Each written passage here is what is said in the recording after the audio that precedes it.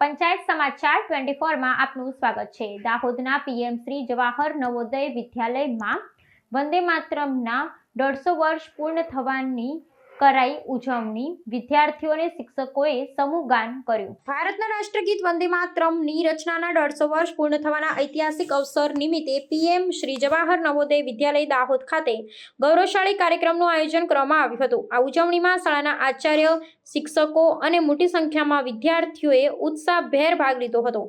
આઝાદીના સંગ્રામમાં દેશભક્તિની જ્યોત પ્રગટાવનારા આ ગીતની સ્મૃતિ પર્વ નિમિત્તે શાળા પરિસરમાં એક ભવ્ય સાંસ્કૃતિક કાર્યક્રમ યોજવામાં આવ્યો હતો, જેણે સમગ્ર વાતાવરણને રાષ્ટ્રભાવનાને રંગે રંગી દીધું હતું। કાર્યક્રમ દરમિયાન સૌપ્રથમ બંકિમચંદ્ર ચટ્ટોપાધ્યાય દ્વારા રચિત આ રાષ્ટ્રગીતના ઇતિહાસ અને સ્વાતંત્ર્ય સંગ્રામમાં તેના યોગદાન અંગે વિગતવાર માહિતી આપવામાં આવી હતી।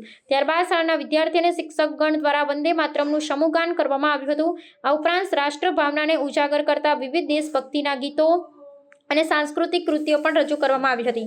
આ અવસર પર શાળાના આચાર્યશ્રીએ રાષ્ટ્રગીતનું મહત્વ સમજાવી વિદ્યાર્થીઓની રાષ્ટ્રની એકતા અને અખંડિતતા જાળવવા માટે પ્રેરણા આપી હતી।